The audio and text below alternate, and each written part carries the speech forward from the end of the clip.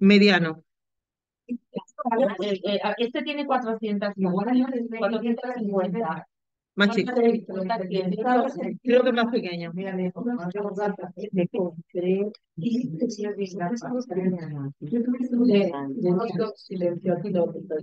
Bien. Bueno, 18 de marzo, lunes, 6:30 de la tarde, tertulia sobre Le dedico mi silencio, Mario Vargas Llosa. Bien.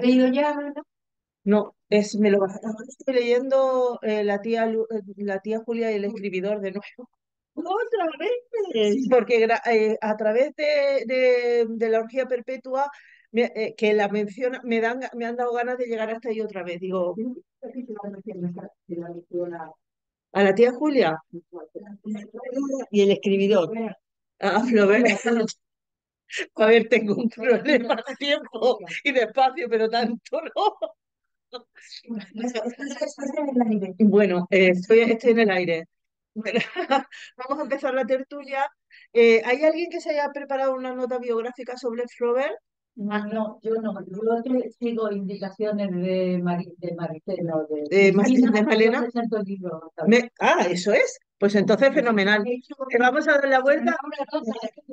Venga, Ana Olivares nos va a hacer una introducción a la tertulia. Bueno, ¿se está grabando?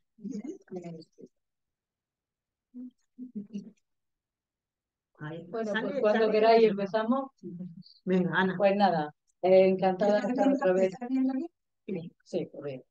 Encantada de estar otra vez reunida y hoy tenemos el libro de Madame Bovary, de Gustave Flaubert, y vamos a ver la contemporaneidad de ese libro y vamos a revisar pues lo actual que está todavía ese libro y todo su planteamiento. Pues así comienzo. El 12 de diciembre de 1821 nació en el Gustave Flaubert, fundador de la novela moderna. Encuadrado dentro de la novela realista, es alabado por su objetividad y la inmerada perfección de su estilo, cualidades ambas que se pueden encontrar en Madame Bovary, su trabajo más representativo. Flaubert estudió Derecho en París, pero su frágil salud le obligó a abandonarlo. Si queréis, empiezo otra vez después. No. Sí, Vale, esperamos un segundo se que no todo sirva y paramos. y luego continúa. Para ti, ¿no? Sí. No, yo no quiero. Pues no lo veo. ¿Alguien quiere café? Déjalo. Y luego lo quites de la edición. Si hay problema o algo. Sí, por favor.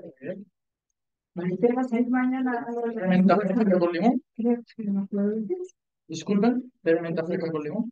Ya. Sí, por favor. Si no la vale nadie.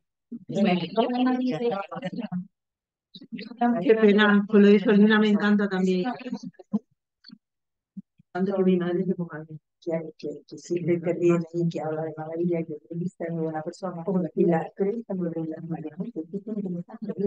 El azúcar de tu yo pensé en Madrid. Como no viene, A ver, faltan algunas cosillas, ¿no? a ver, Sí. gracias. Y a ver, no me llama gente.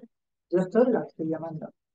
Chicas, cuidado, no sé qué estáis hablando ni me importa, pero por si vais a decir algo se está grabando.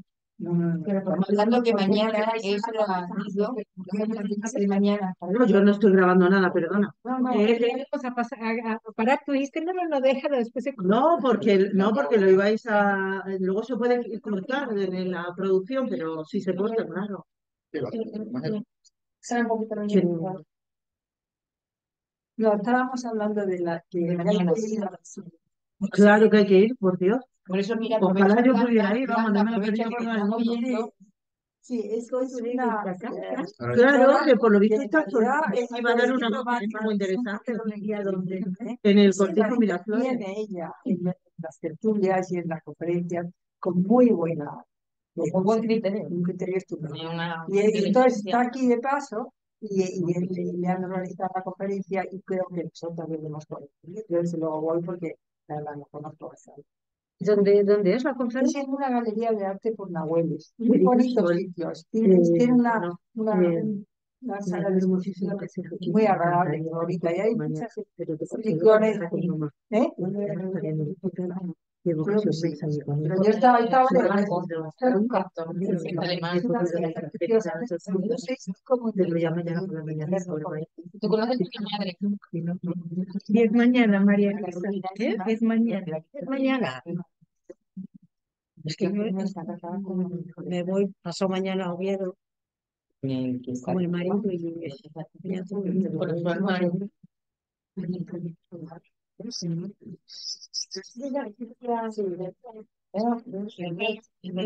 otro no me acuerdo cómo se llama. José Luis es el marido de Carolina. José Luis Polanco.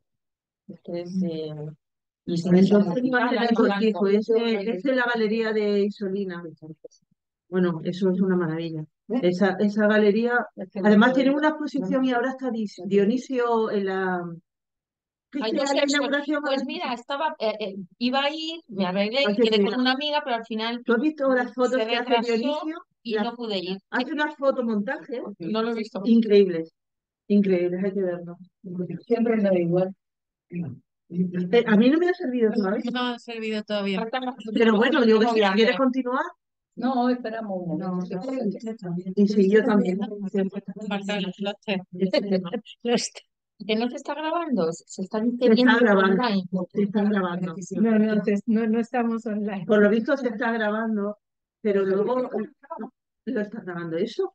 Pero no se puede cortar, ¿verdad? Claro, con la cámara que tiene. Marité, Este trozo se quita luego.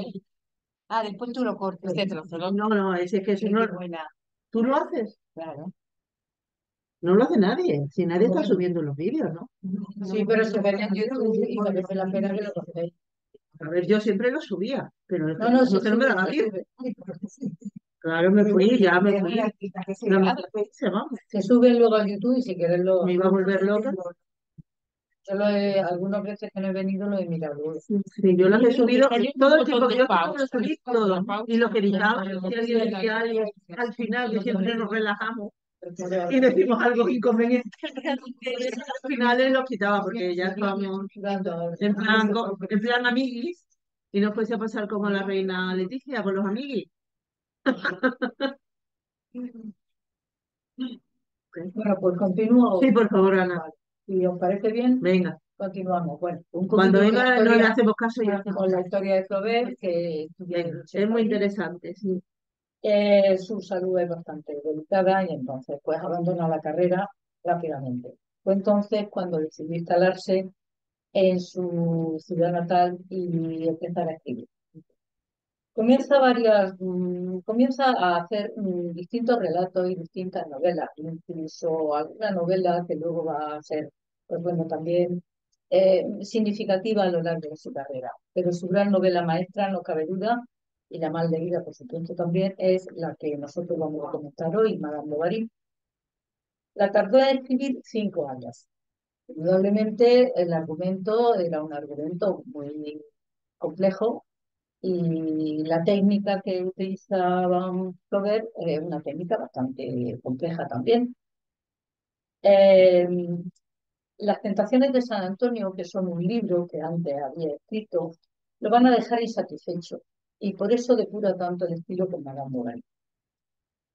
Se siente incapaz de considerarse escritor hasta que no termina esta novela que nos interesa ver. Así, entre 1851 y 1856, concibe la historia de Emma Ward, que se casa con el médico Charles Bovary y que vive en el pueblecito normando de Yonville. La protagonista, Emma, está desencantada por la vida monótona y aburrida que lleva y busca continuamente la emoción y la pasión de diferentes formas. Llena de sueños románticos, alentados por las novelas que lee, anhela una vida más apasionante y glamurosa. Sin embargo, sus esfuerzos por encontrar la felicidad la llevan a caer en la trampa de la insatisfacción constante. Emma se embarca en relaciones extramatrimoniales, gasta imprudentemente Su vida se sumerge en la decadencia y en la desesperación.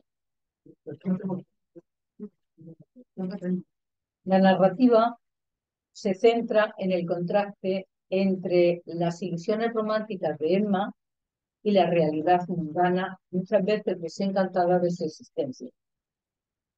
A través de la relación entre Emma y la literatura romántica, Flaubert destaca el poder simbólico de los discursos estéticos.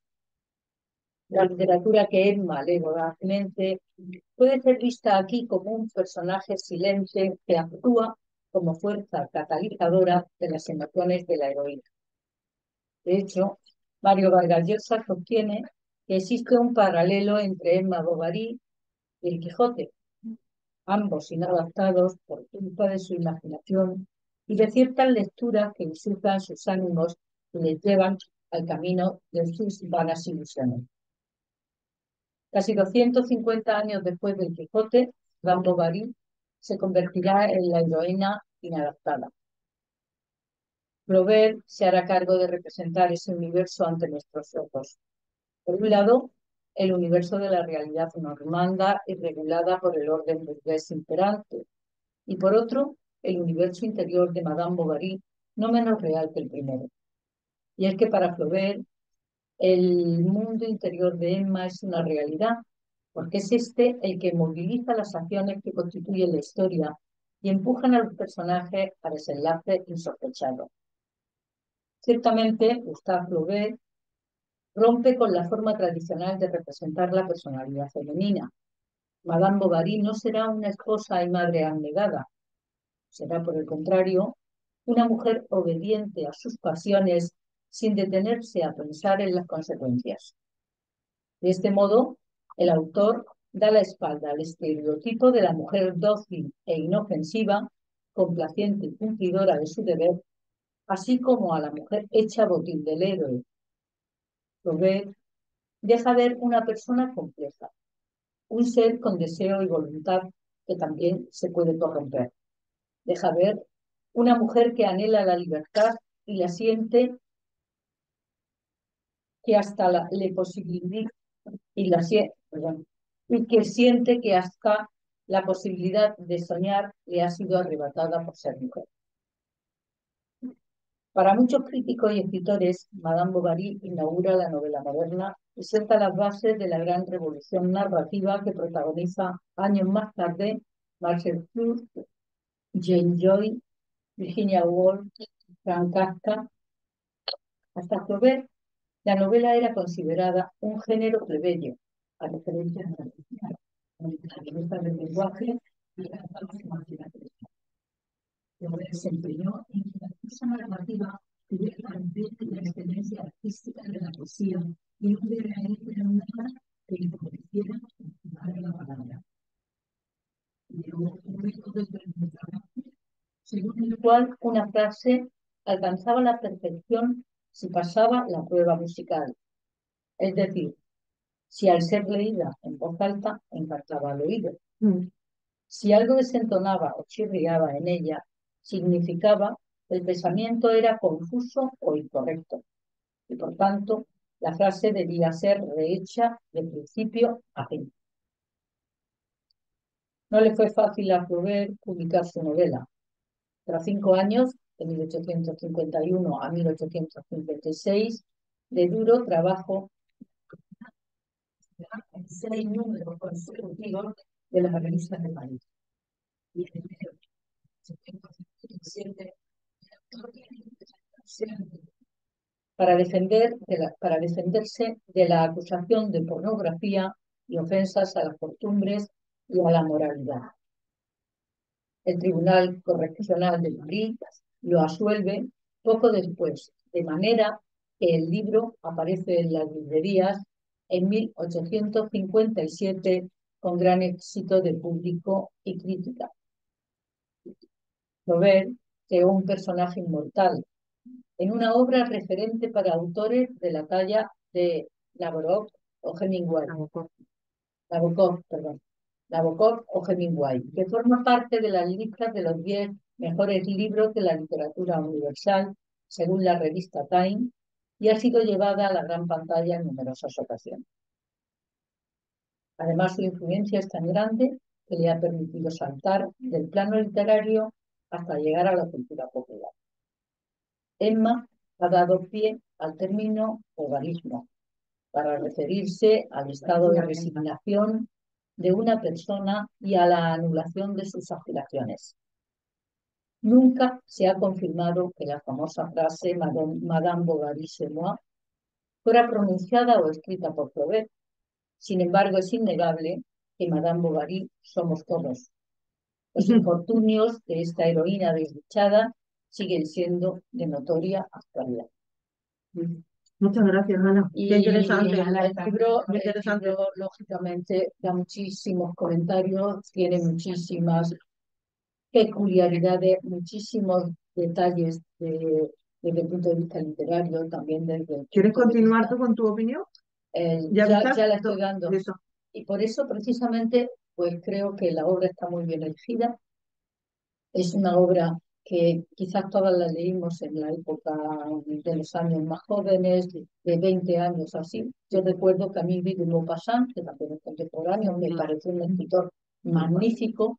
Madame Bovary me resultó un poquito más difícil de leer cuando era joven, pero sin embargo los años ayudan a enfocar las cosas desde otro punto de vista y me ha parecido un personaje tremendamente actual y un personaje que lejos de ser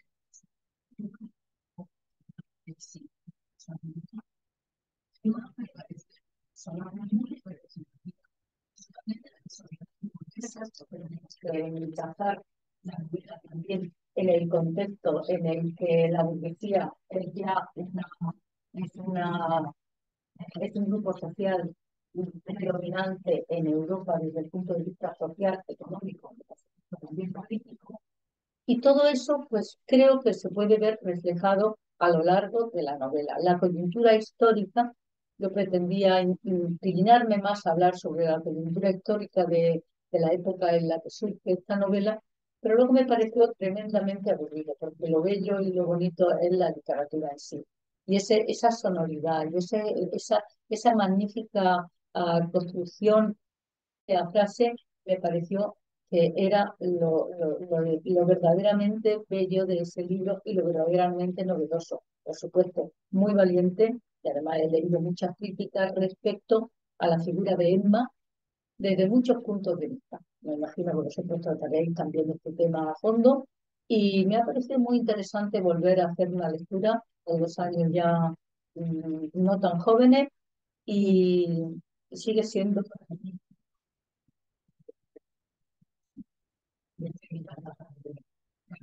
ver por iniciativa vuestra, si no posiblemente me hubiera desencantado o me hubiera decantado, mejor dicho, hacia otra lectura. Gracias, Ana. Si os parece bien, iniciamos la rueda de intervenciones. Si queréis, no sé si lo organizo Sí. yo, lo organizáis vosotros, Bueno, ¿cómo ya. os parece bien? No te preocupes. Lo que sí podemos hacer es o empezar por María o por Blanca. María, vale, me parece. Blanca seguro que tiene unas notas estupendas. Sí, sí, enseguida. ¿Queréis seguir un Normalmente lo que hacemos es hacer, como has empezado tú, pues lo empezamos por allí. Voy a repetir algunas cosas. ¿Sí? Claro, normal.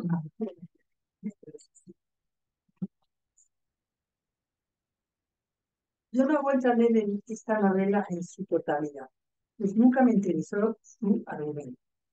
Sí he repasado por encima, pero con atención, muchas de sus páginas y he llegado a la conclusión de que el estilo literario de Flaubert es magistral. No que la menor duda que su maestría literaria es inmensa. Tuve la suerte de leerla en francés cuando era joven, y es sin duda la clave para mejor apreciar su genialidad y absoluto dominio de su idioma. En realidad, su expresión literaria es poesía en prosa. Además, decía que los libros no se hacen como los niños, sino como las pirámides, con un dibujo determinado, y en su sentido de comportamiento. Flaubert leía en alto cada página para construir su obra, medía la largura de sus frases, se aseguraba que no repetía palabras y sobre todo se deleitaba en la diferencia de su relato y la musicalidad que eso tampoco Madame Bovary. como ya ha dicho Ana. A Flaubert no le gustaban los periódicos, pues pensaba que eran efímeros, mientras un libro quedaba plasmado para la eternidad. Como yo ya intuía que las opiniones de todas las personas serían perdón, interesantes y variadas, me encantaría hacer hincapié en la mucha admiración ya expresada por las que ya habéis participado en este caso. Pero mi gran interrogante es, ¿cómo pudo Flaubert escrutinar igual que en la actualidad se puede detectar con gran exactitud y pericia una radiografía de tiempo el estado anímico de cualquier ser humano? Pero lo extraordinario es que fue el escritor quien, valiéndose de su propio cerebro e imaginación, describe las sensaciones. Usar las tarjetas humanas y ensañarse contra ellas debe ser más difícil que enarbolar la grandeza de otros. Las ensoñaciones, anhelos y desalientos asombrosos de algunos pacientes de la medicina especializada en psiquiatría, esto estoy repitiendo también, lo siento, han conseguido acuñar este padecimiento como bobarismo. Según sabemos, Flaubert era una buena persona, se llevaba bien con todos los escritores de su época, sobre todo con Balzac, Zola, Stendhal. Y el Stendhal, este último, es el creador del realismo, en su obra Le Rouge et le Noir. Cientos de canciones, y solo algunas buenas. Yo comprobaba que los anglosajones no se han enterado de nada. Floral, no. ¿Cómo? Lo que dice, Floral, una novela más rosa. florida. Es una manera, Madre mía. rosa, es una manera un poco muy superficial. Parece ser que los periódicos locales se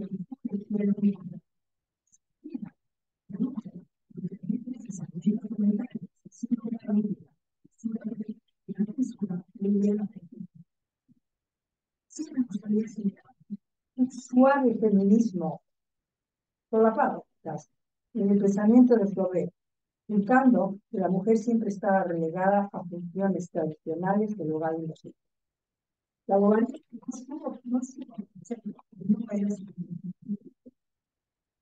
su mente se reducía a sus ensoñaciones de valor, y tan siquiera le conmovía la presencia de su hija Berta, inclinándose sobre su cuna para poder así mostrar sus bellas piernas. Es curioso que Flaubert no prestó demasiada atención al físico de Madame Bovary, y ello me hace pensar que la trató como un sexy. Tampoco le su educación religiosa, pues desde niña asistió a un colegio de monjas católicas. No expresó jamás reconocimientos por nada ni nada. Los habitantes de ese pequeño pueblo leyeron en los periódicos locales los abusos desorbitados de la sociedad. Se ensañaron con ella y lograron que la censura prohibiera la lectura de la obra, que según muchos críticos es magistral. Y ahora sí. Muy bien, Blanca. Bien, Blanca, muy bien. A mí me interesa mucho lo descriptivo, cómo consiguió ese hombre meterse en el pensamiento y en la manera de hacer de esta mujer, ¿no? Esa cosa, había Se por lo visto, inspiraría en no, alguien se porque los inspiró, escritores siempre encuentran se muy inspiró, Había un matrimonio muy cercano, amigo de sus padres, sí, se inspiró, que se seguro. Las monjas de No, cualquier manera. perdonad, luego hacemos la. Sí, vale. Luego hacemos la. ¿No? No termino, ¿sí? A mí, bueno, me parece que bueno, ¿Qué te parece que? Ah, menos mal. bueno. Yo tengo que decir que no me ha dado tiempo a terminarlo, me ha faltado un tercio y un poquito más, pero lo que he podido leer me ha transmitido, pues, por parte de Flaubert, maestría, descripciones y, y introspección, ¿no? En este personaje, nosotros también, pero sobre todo en el personaje de Emma. También sorprende a veces cuando un escritor masculino se pone también escritor femenino, no es fácil. Javier Marías lo ha hecho y no, para mí no lo logro transmitir igual que con otros personajes, ¿no? Entonces, me ha gustado mucho esta manera de poder entrar, ¿verdad?, en un prototipo de una mujer con las características de Madame Bovary, ¿no? Eh, Ella es una idealista eh, sin experiencia, con sueños y ensoñaciones procedentes de novelas y de cuentos. Ella está, pues esto, en Babia, es como que no, todavía no se ha enterado de lo que es la vida y sus juicios eh, llegan a ser de alguna manera mezquinos, ¿no? Porque ella considera a su marido vulgar, considera que no tenía nada que aprender de él. Y yo creo que no solamente es la cultura que una persona tenga, lo que haya leído, lo que haya dejado, sino que podemos aprender mucho de personas que son sencillas, pero que tienen unos valores que, por ejemplo, su marido Charles tenía y que ella no tenía. O sea, él estaba intelectualmente por encima de ella. Y sin embargo, ella decía que no tenía nada que aprender de él.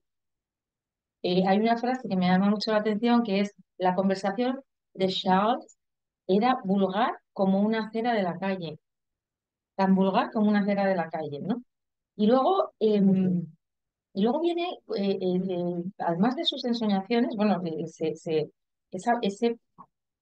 ese agrandamiento, ¿no? De su imaginación cuando empieza a lo que ella llama a experimentar los efectos del roce de la riqueza. Ella en un baile, lleva un baile y ha rozado la riqueza.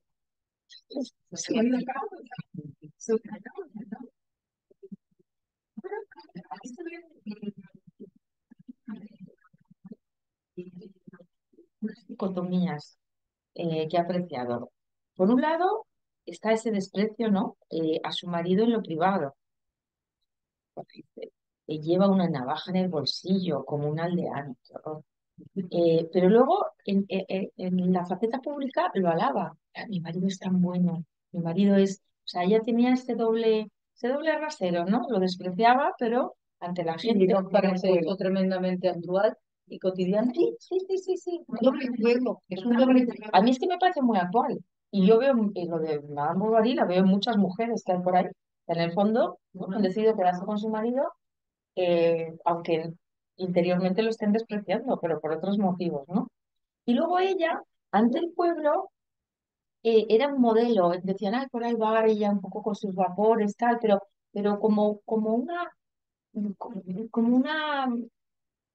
una efigie, ¿no? De alguna manera, por sus rasgos. Pero por dentro ella estaba llena, y lo decía, llena de odio y de rabia. O sea, que era una persona que no manifestaba, tenía como una carátula, como un disfraz, ¿no?, por fuera, pero lo de dentro era oscuro, muy oscuro. Y bueno, y por último, creo que Blanca ha dado una pincelada fantástica sobre la relación con su hija. eh, Ella llega a decir, pero qué fea es esta niña. Y la llega a empujar y a darle un golpe porque la estaba molestando. Déjame ir, decía, déjame, déjame ir. Era como si fuera un perro, patada a la niña, y la niña se cae. Entonces ahí hay un maltrato, ¿no?, a su hija. Y eso me ha llamado mucho la atención. O sea, yo creo que es una persona que estaba muy estropeada por dentro, que tenía mucha oscuridad y que, y bueno, ya para finalizar de verdad, como, como Ana ha mencionado, a Guy de Maupassant, tiene una novela que es una mini Madame Bovary, que es el Bellamy, en el que se condensa un poco, ¿no?, todos estos tumultos y estas eh, miserias humanas, ¿no? Al final yo creo que por eso es universal, porque las miserias humanas que nos presentan estos personajes, sobre todo ella, es que siguen existiendo muchas mujeres así por el mundo. Muchas gracias. Gracias. Muy interesante. Muchas gracias. Bueno, pues yo voy a ir un Saray, poco a la anécdota de... si queréis también, Perdón, pues, ahí. Voy a ir un poco a la anécdota de la lectura de esta obra. Yo no la había leído antes, pero la temporalización en el instituto, pues bueno, en secundaria ahora estábamos dando el realismo y el naturalismo y cuando vi que iba a ir a leer Madame Bovary, pues supe que era la oportunidad de leerlo o no lo hacía. Total, la fui posponiendo y ya este fin de semana dije, no, me pongo y el sábado por la tarde la empecé y la terminé el domingo por la noche. Yo creo que por hay que coger un libro y más de las posibilidades no es tanto bueno y analizarlo y desde me pongo o no, no, porque empecé la lectura hace como 3 semanas o algo así. Bueno, la empecé además en la tableta porque me lo descargué del libro de la biblioteca, pero es cierto que no se lee igual, o al menos yo no contemplo una lectura, un libro físico que en digital. A mí no me queda el mismo pozo. Y bueno, yo creo que de este libro no me he querido contaminar con ninguna crítica, salvo después de leer la novela, pues el estudio que hace Mario Vargas Llosa. No me interesa contaminarme más allá de lo que es el personaje. Quería sacar yo mis propias conclusiones. Y yo creo que quizás la historia o la historia de la literatura no ha sido justa con este personaje. Yo creo que Madame Bovary es una mujer demasiado compleja y a mi modo de entender, pues Gustave Flaubert en la época no la deja en buena posición. Eh, ¿Por qué no la deja en buena posición? Pues porque a ojos del lector de aquella época, claro, Madame Bovary es una mujer pues que va buscando un hombre. Esa es la verdad. Eh, bueno, no un hombre rico, para nada. Ella necesita el amor, la pasión, el romanticismo, vivir un bueno, sí, la posición. Dejo muy distinto. Inesperado. En un primer momento a Madame Bovary la mueve la posición social, pero cuando ella ve en ese baile que se aleja de su aspiración social se aleja, y ella se conforma. Entonces ella se conforma con alguien que la nutra y le permita vivir esas historias que ha leído en la literatura. Pero yendo un poco a otros personajes de la novela, yo digo, ¿por qué a Gustave Flaubert no se le ocurrió escribir un libro sobre Charles Bovary? No se habla de él. Y había sido, no, y había sido su oportunidad de resarcirse también y de conocer, porque no sabemos realmente qué piensa el marido de Madame Bovary. A mí la incógnita es este hombre qué hace, porque este hombre no solo, no, este hombre no solo podía trabajar.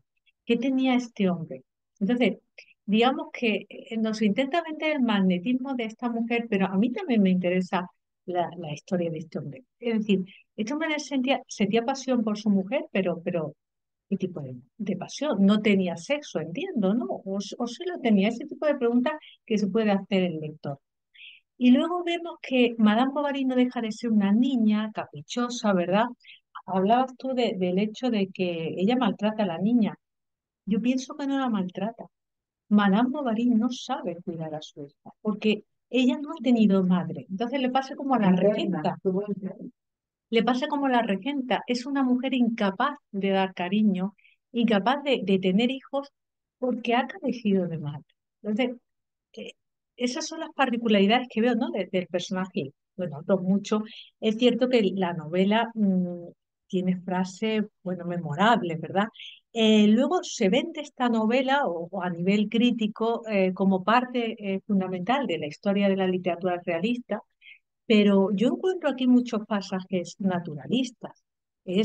Por ejemplo, ese farmacéutico. No me diréis la figura del farmacéutico. Es totalmente el positivismo de Auguste Comte. Es más, fijaos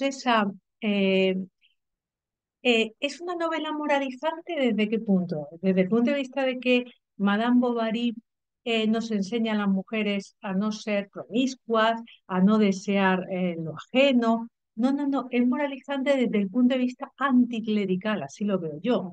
Porque el que prospera es el farmacéutico.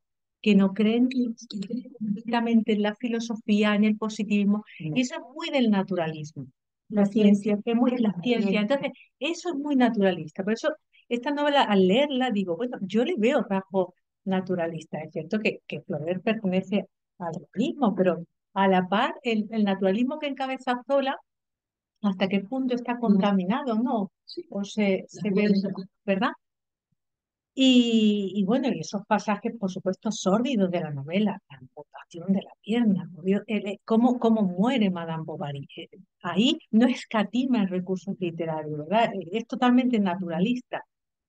A nivel técnico, la novela es soberbia, que vamos a decir, bueno, de un hombre como Gustave Flaubert, pero pienso que se excede, en mi opinión, tanto al principio como al final. Al final a la novela le sobran 50 páginas, que no vienen a cuento. ¿Eh? La niña, ¿qué pasa con la niña? ¿Cómo muere el marido? Pues bueno, pues miren, la novela termina con la muerte de Madame Bovary y se acabó. Y tampoco nos interesan los inicios de Charles Bovary. A mí no me interesa saber que engañó a su madre, que estudió en un colegio. No nos interesa. Entonces, creo que hay...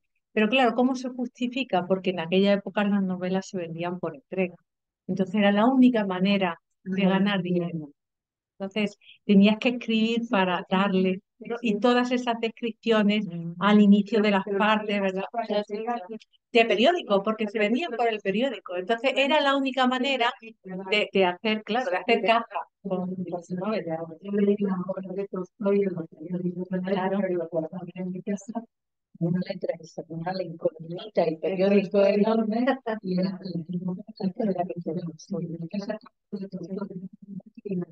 Y bueno, pues nada, que una novela que gracias por haberla traído a la tertulia porque me ha permitido leerla y no venir, claro. Bueno, la primera frase ya la dijiste, que no se sabe si la dijo realmente Gustave Flaubert. Madame Bovary soy yo, dijo Gustave Flaubert. Madame Bovary somos todos. Madame Bovary está en cada persona.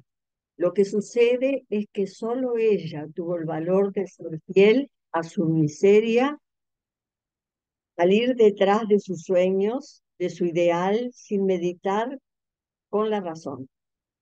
Puro impulso romántico y erótico. Flaubert creó el extraordinario juego con el cual la imaginación y deseos detrás del amor que para ella terminan en un espejismo. De Flaubert siempre sorprendió su mítica enunciación. Esa Madame Bovary que lo habitó a través de la novela, inició junto a Ana Karenina y a otras novelas del romanticismo y de la modernidad la entrada del sujeto mujer y por ello de la muerte de esas mujeres. Sus ansias de libertad, sus errores románticos, su escape del proyecto prisión de lo doméstico, sostienen a lo largo de 2 siglos. Todavía la moralidad patriarcal aprisiona a muchas de nosotras. Esa mirada del siglo XXI sobre el personaje de Flaubert llega en un momento de lucha justa por las igualdades entre hombres y mujeres. Todavía el afán de control de nuestros cuerpos provoca juicios y debates acerca de nuestros derechos, inclusive a caminar por la noche solas, a llegar vivas a nuestras casas, a controlar nuestra capacidad de gestar y a quién amar. Para, para hablar de Madame Bovary hay que reparar varios aspectos. Lo primero, cómo está escrita. Es aquí donde la novela se convierte en un acierto y en un hito de la literatura universal. La utilización y el manejo que hace Flaubert de la narración es lo que lo convierte en un clásico. El narrador conoce los hechos, los personajes, las frustraciones de los personajes y no juzga. Nunca narra con objetividad, no antepone moralidades ni moralejas, no pretende sermonear al lector. También se puede hablar de los personajes secundarios. Acá se destaca a Charles Bovary, un tipo de personaje que se lo podía calificar como mediocre, pusilánime, un sujeto que más se destaca por su ineptitud y por la falta de ser el héroe romántico que su esposa necesita. Hay otros personajes, todas las mujeres del pueblo, que son amigas de Emma, entre comillas, excelentes madres y amas de casa, tan alejadas de lo que se anhela de la propia Emma. Otros personajes como Boumisier y Homais, el cura y el farmacéutico del pueblo. Ambos hombres representan dos corrientes opuestas del pensamiento, pero el personaje que se destaca es no sé cómo se dice, se lleva el premio al personaje del libro.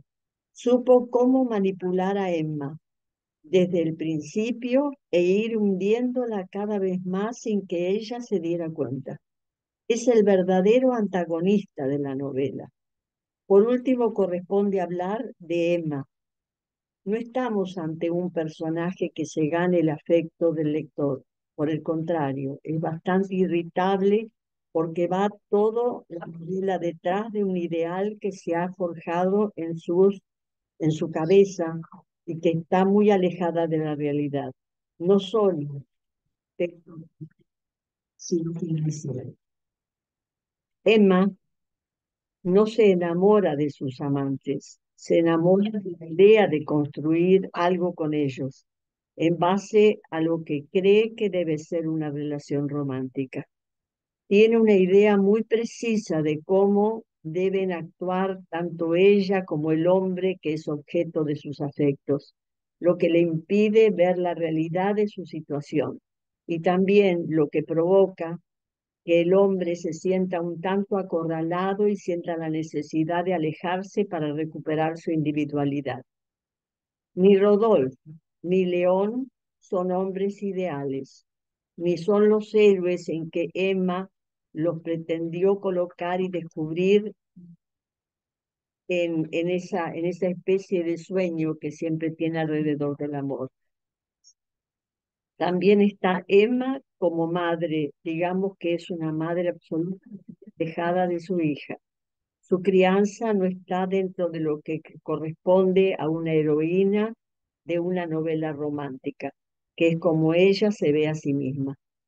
Volviendo a la narrativa de Flaubert, maneja muy bien lo que es la prosa en paralelo, es decir, narrando a la vez dos situaciones distintas y sin relación entre ellas, pero que de verdad sirven como espejo una de otra. ¿Cuándo ocurre eso? ¿En qué parte del libro? Sí. En partes, en ciertos capítulos veo que maneja dos situaciones a la vez. Yo voy a Ah, la situación espejo. No, los dos planos como en una ópera, ¿no? Sí, Varias sí, sí, voces sí, al sí, mismo sí, sí, tiempo. que suceden al mismo tiempo. Bueno, también está, no. Volviendo a la narrativa, esto ya lo leí, Madame Bovary es de esas novelas que da para muchos análisis, discusiones, reseñas y ensayos. No nos olvidemos que en este libro el prólogo está realizado maravillosamente por el escritor Vargas Llosa, en donde podemos encontrar la esencia de la novela y de las sensaciones que le produjeron a él personalmente el personaje de Emma. Hace un profundo análisis de la escritura de Flaubert y en esa reseña podemos ver el porqué la narrativa del escritor hace que Madame Bovary se convierta en un clásico de la literatura universal. Hay una cosa que no escribí, pero la vi en la novela, que a posteriori de Madame Bovary, de Baudelaire, estos personajes, inclusive de Tolstoy, los toma la ciencia en la figura de Freud. Entonces, hablaba alguien del bovarismo. El bovarismo se consideró como una enfermedad justamente a partir del psicoanálisis, a partir del erotismo de la mujer. Y cuando dijo alguna de ustedes que Flaubert realmente no sabía describir al personaje femenino, lo vemos mucho en otro escritor, en el escritor alemán, ¿te acordás? El que murió, no, el que murió en Brasil, Stefan Zweig, que es el ideal de escritor que se mete en la psique de la mujer y lo sabe describir maravillosamente. Todas,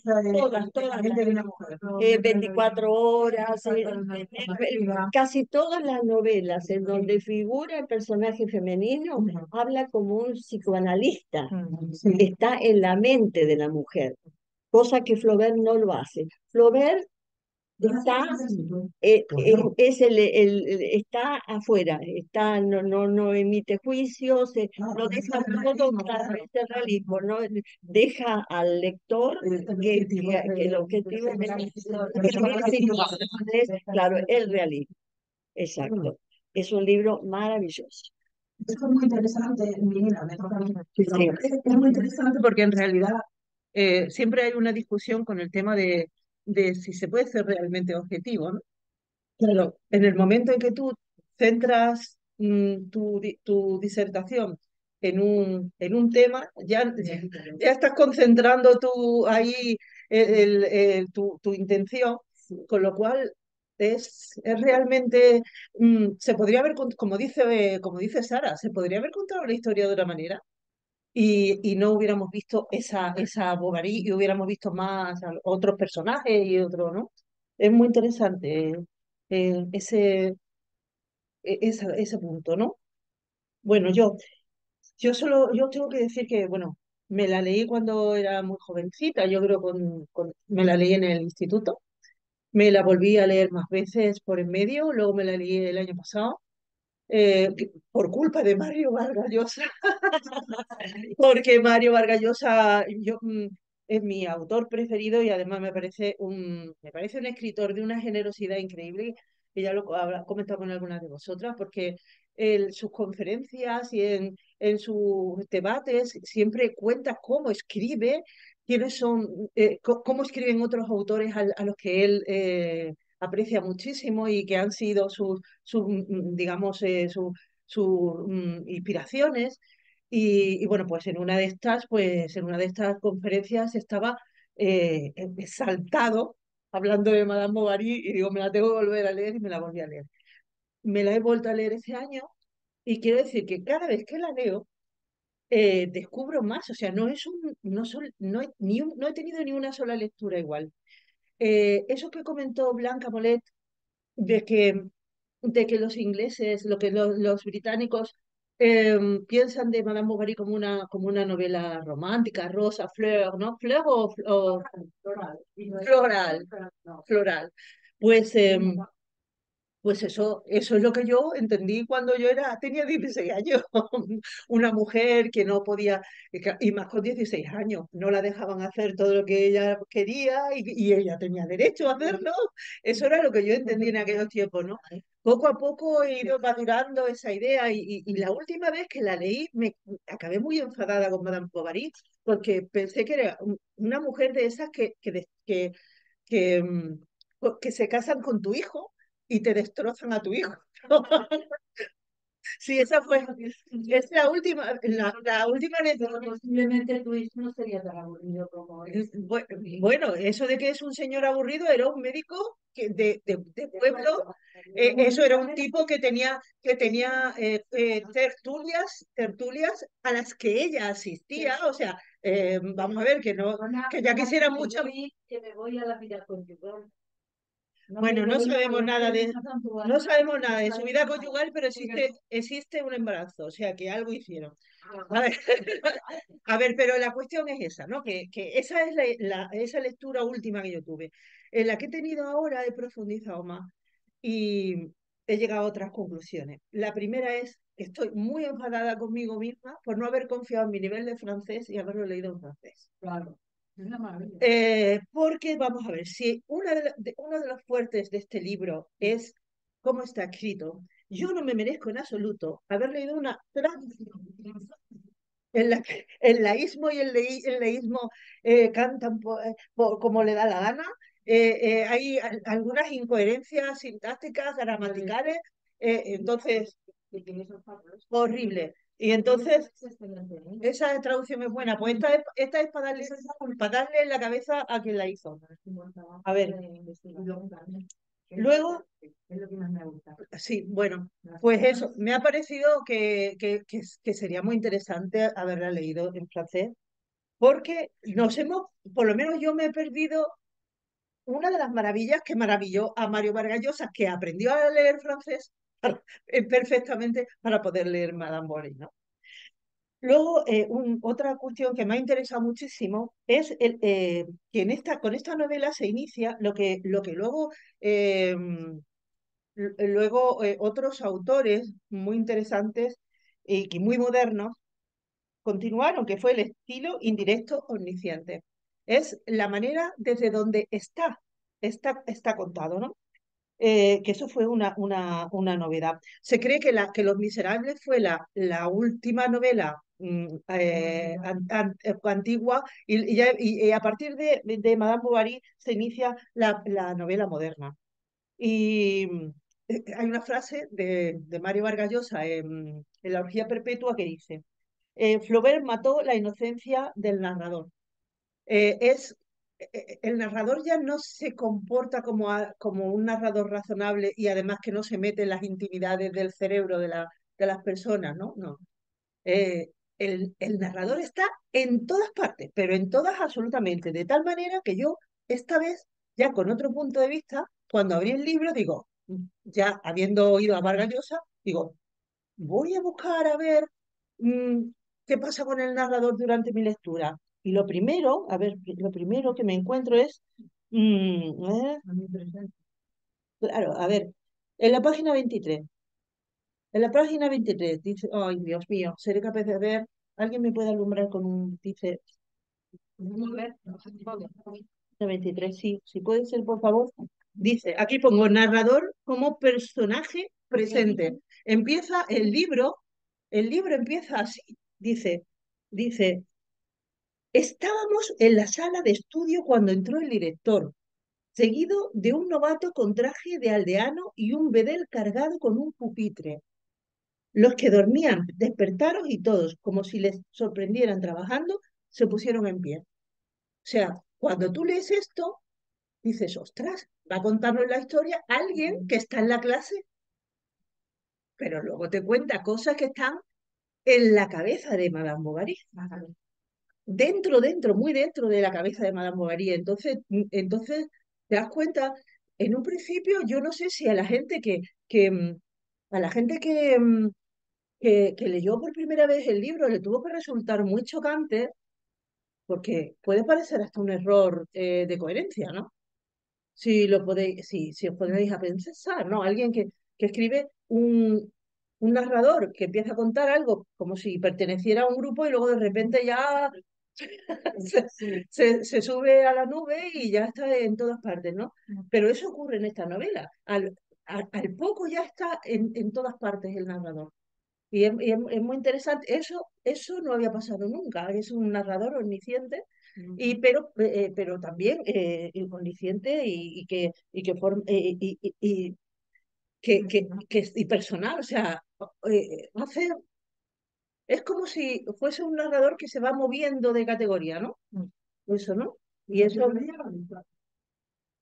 No, de categoría de narrador, porque puede ser un narrador que está fuera, un narrador que no es que es una persona, alguien que comparte la actividad con todos los demás, alguien que cuenta una historia desde fuera, que o sea, te da, te da la coherencia, la inmediatez que te da un narrador que está en el ajo y también que está eh, que está Ana, y eso no conociéndolo todo. vosotros sabéis, tú que sois escritora, ¿no Sí. notáis que esa percepción más vuestra leer que la que nos Sí, escribimos libros, ¿no?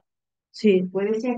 Hombre, claro, lógicamente. Además, a ver, ya esta última vez lo he hecho para aprender. Yo quiero saber por qué Vargas Llosa dijo cuando terminó el libro que empezó a escribirlo, a leerlo, y no pudo parar el hombre hasta que no acabó. ¿Por qué se quedó tan obsesionado con el libro, ¿no? Tan maravillado, ¿no? Yo quería saber, quería sentirlo, ¿no? Yo Y entonces, claro. Perdona, pero yo puedo leer en 1860 ese libro que leerlo en el 2020. Y también es Claro, también, hombre, nosotros ya lo leemos. toda la teoría del psicoanálisis se Claro, claro, claro. Bueno, luego, pues eso, como bien ha dicho Sara, creo que él ha dicho, pues cómo está escrito a base de minuciosas descripciones realistas, de gran precisión y de gran belleza, con un lenguaje muy poético y muy gráfico y muy bello, muy de olerlo, muy de sentirlo, las sedas, los tacones. Y hay aquí, mira, en el número, en la 32, hay que además eh, tiene parte de una sesión que tiene Flaubert, que es sobre los zapatos y los pies. Es un poco, un poco fetichista con esto, ¿no? Y en la página 32, si alguien me... Otra vez. Sí, lo siento. No voy a hacer esto muchas veces. Página 32. A ver, mirad qué cosa. Gracias, Sara, hija. Dice, Las zapatillas. le agradaba la granja, las cuadras Le gustaban los diminutos zuecos de Emma sobre las brillantes losas de la cocina, los altos tacones que aumentaban su estatura. Cuando se los ponía y marchaba delante de él, producía un ruido seco al chocar el suelo de madera con el cuero de las botitas. Que lo veis. ¿A que sentís el cómo va pisando Madame Bovary y como el otro que era simple, no estaba, como digo, claro, porque no, ella tenía una sensibilidad estética que chocaba mucho con una cultura agraria, una cultura de campo, ¿no? Claro, bueno, sí, claro, sí. Bueno, en fin. Y luego, acordaros de la descripción que hace también de la viuda, que si los dientes, no sé qué, que si el chal negro, el contraste con Madame Bovary es impresionante, el de su propia mujer con el de ella, ¿no? Luego, el carácter de Emma, a mí me ha resultado muy interesante. Bueno, todas habéis hablado cosas muy interesantes, pero digo, voy a hablar de algo que creo que seguro que tampoco se iba a tocar mucho, ¿no? Y que tiene que ver con eso que habéis hablado de la época, ¿no? Del despertar de Freud, de todos los conocimientos del Freud, del naturalismo, de toda esa nueva corriente que tiene que ver con lo científico, ¿no? Y el carácter de Emma en realidad es una desequilibrada. Ella, a ver, ella era realmente, a ver, hay muchas personas hoy en día, sí, ¿eh? Y ha habido en todas las épocas muchas personas. Pero era muy mezquina de alguna manera, como que no es mezquina. Sí, mezquina. A ver, era una desequilibrada, amaba con pasión patológica, deseaba lo que no tenía y se hartaba y no y cuando ya se hartaba ya no le producía satisfacción lo que había conseguido exponiéndose de una manera tremenda, ¿no? O sea, entrando en el peligro, pues eso, del adulterio, de deber dinero y de todo eso, ¿no? No fue buena madre, ni buena esposa, ni buena hija, ni trabajadora, no trabajó nunca, era caprichosa, y culpaba a los demás de su insatisfacción. La felicidad y la aceptación, están muy cerca y en ella no existían esa cercanía. Ella no aceptaba. El problema es que ella no aceptaba, ¿no? Hay ensayos y hay tesis incluso desde el punto de vista psicológico que creen que Madame Bovary era una neurótica, pero hoy en día existe eh, hoy en día existe, estaría en terapia seguramente Madame Bovary. Bueno, pues de ahí Eh, Bovary, o estaría drogada, claro, sería una drogadicta, una ludópata, una persona adicta a las compras, exactamente. Sí, eso. Incluso he leído en algún tratado, en alguna tesis con un punto de vista psiquiátrico, que es un trastorno límite de la personalidad. O, Sí, ¿cómo se llama esa depresión? Esa depresión sí, no, pero ella no tenía, o no era bipolar. bipolar, No. totalmente bipolar. En el tiempo, en el tiempo de mis padres, La especialista. no era bipolar, ¿a que no? No, a mí tampoco. Eh, claro. Bueno, ahora seguro que es interesante. En el tiempo de mi padre lo hubiera arreglado fácilmente. Le hubiera dado 2 tortas y se lo hubiera quedado.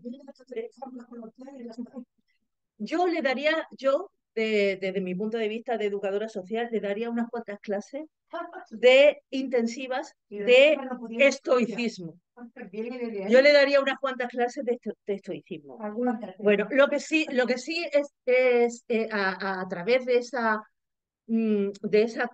la patología que le ocurre a Madame Bovary, comprendemos también la situación, que es otra cuestión, otro tema propio del realismo, es presentar la realidad. ¿Y la realidad cuál era en las mujeres? Pues las mujeres pues estaban apartadas, no tenían posibilidad de educación, no tenían posibilidad de participación, todo ese tipo de cosas. Aunque ella era una privilegiada porque sí había tenido educación y sí participaba en las tertulias de los hombres.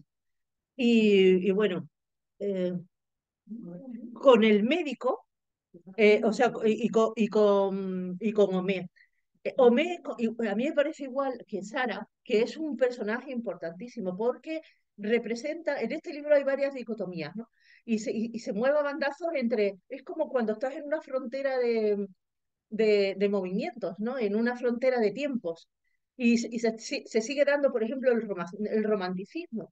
A mí, por ejemplo, el envenenamiento de Madame Bovary me parece una escena de Edgar Allan Poe que súper romántica, súper fuerte, dramática, ¿no? Y con todo, sin ahorrarse detalles en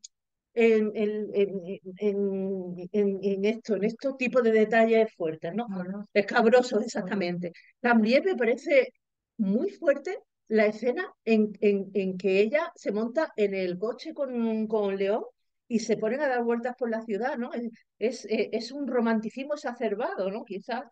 También me parece y entonces me parece que se mueve entre el romanticismo, el naturalismo y el realismo. Se mueve ahí la obra, porque está precisamente, nunca ocurren los movimientos sociales, ni los movimientos literarios, ni de pensamiento ocurren del tirón, sino que se van introduciendo unas cosas, van quitando otras, ¿no?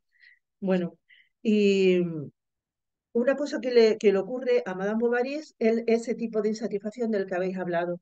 Hay personas, y yo conozco porque he tratado con gente, he intervenido con gente, que siempre están deseando irse del lugar donde están y deseando irse de la situación donde están. Sí, están deseando divorciarse o irse de con sus padres o irse de ese trabajo o irse de ese pueblo. Exactamente, eso se llama la mudanza de insatisfacción Y en realidad nunca están completamente satisfechos en cuanto, por ejemplo, empieza su relación con León y en cuanto ya está como afianzada la situación, ella empieza como a sentir, asquearse de ella, ¿no? Ella está en el convento, que tiene una situación intelectual mucho más importante que en su propia casa, que son agrarios todos, ¿no? Y llega un momento en que ella se pone rebelde, en que empieza a llevar la contraria a todo. O sea, tampoco le gusta el ambiente del convento, le parece castrante, que yo no te digo que no lo sea, pero le parece, ¿no? Muy buena situación, eso es lo que quiero decir, que el escritor ve en ella ya desde el principio lo que pasa cuando sale del convento. Claro, desde el, Educador y claro, niña era, pues desde ahí. claro, o sea, ella nos cuenta Flaubert que luego hay factores como que Charles Bovary es un poco mediocre, pues que el padre también le produce vergüenza porque tampoco está a la altura, no sé cuánto, pero que la hija, que le nace una hija en vez de un hijo, pero eso en realidad cualquier mujer en condiciones lo aceptaríamos, la aceptación de lo que ocurre, pero ella no. Ella está deseando continuamente, pues, no tener lo que tiene, tener otra cosa, irse a otro lugar, hacer otra cosa. Y eso, pues, en realidad, eso no funciona nunca. Cuando hablamos con las personas que siempre dicen, oh, pues si yo me fuese a vivir a Madrid, seguro que ya allí se solucionaría todo. Y no es cierto, porque cuando te vayas a Madrid te llevas lo que no funciona, llevas todo, eres tú. Entonces, y lo que no funcionaba, alguien ha dicho, creo que ha sido tú, que el enemigo de Madame Bovary era Leguer. Y no, Leguer. Yo dije que el personaje más destacado que Sí, consigue eh, sí, pero que no, el enemigo de Madame Bovary es Madame Bovary. Está clarísimo. Sí. pero el que consigue hacer todo con Madame Bovary es el comerciante. La Sí. domina, la domina totalmente. Porque sabe que es una responsable. Lo que no entendí es, Bueno, vamos a dejar que Sí, venga. Oye, hay dos personas que están Bien, Marité, te dejo ya. Me dejas ya. Tengo más cosillas, pero no pasa nada. No. Ya es suficiente. A ver, si podemos probar esto. a ver si traigo- Córrelo. Ajá, ahí. Ok, perfecto. Aquí ya me estoy viendo. ¿Ya te estás viendo? Ya me estoy viendo. Bueno, yo tampoco estoy viendo mucho porque aquí no tengo. ¿Quieres que te anumbren? No. Empiezo. Bueno, A ver, Marité. Marité, bueno, yo leí por primera vez Graciela. Pues yo. Siéntate. Venga, siéntate. Venga, Marité. Luego hablamos con Graciela. Llegaste a tiempo. Estoy yo, después viene María Luisa, no vas a hablar. Bueno, Marité, pues voy a hablar yo.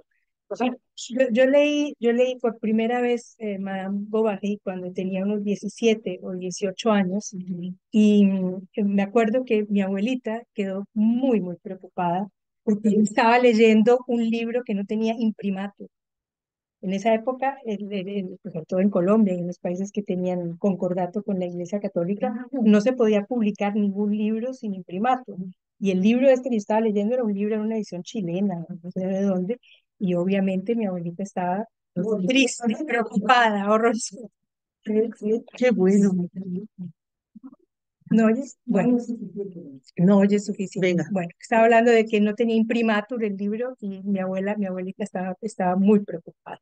Aquí, perdón, aquí ha habido ese tipo de sello. La censura. Sí, de la parte de los libros prohibidos. había una parte de Quijote, de Don Quijote, cuando además que es una historia que Don Quijote se imagina y todo eso, que tiene una relación con una señora, yo ya no me acuerdo, hace muchísimos años, creo que es él o es Sancho, ya no me acuerdo. Eso estaba prohibido. Lo dijo varias veces. Lo sé perfectamente. Vale. El imprimatur era realmente en la última página de la iglesia, era de la iglesia católica. La última página del libro decía nil habet imprimatur. O sea, no hay nada que objetar. Había fray, ¿cómo se llamaba? Fray no sé cuánto, que se tenía que empollar todos los libros y era el que decía esto vale y esto no. Era fray, es que no me acuerdo, pero es que yo cuando era pequeña yo creo que todavía existía, ¿eh? Yo nací en el 50 y yo creo que todavía era. Pero eso está en el nombre de la rosa, por ejemplo. Eso es otra cosa que sí, ¿te acuerdas de eso? En España. Mira, Marité. Bueno, Venga, disculpa, disculpa. de la iglesia católica. Era un eclesiástico. Sí, Fray no sé cuánto. En la época de España, cuando era Eso.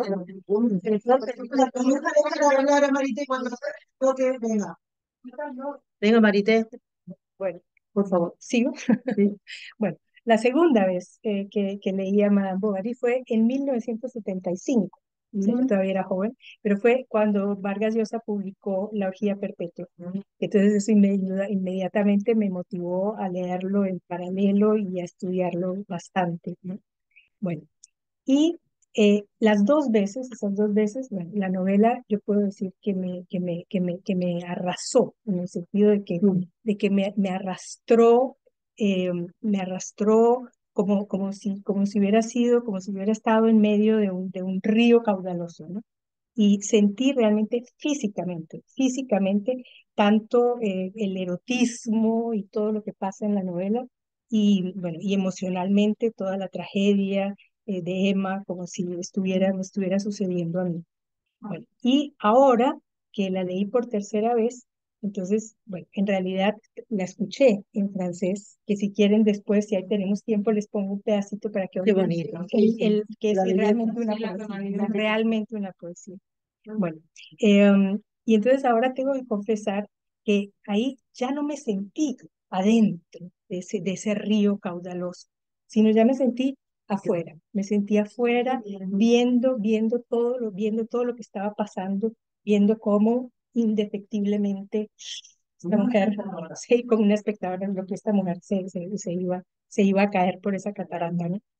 Y entonces, por eso pienso que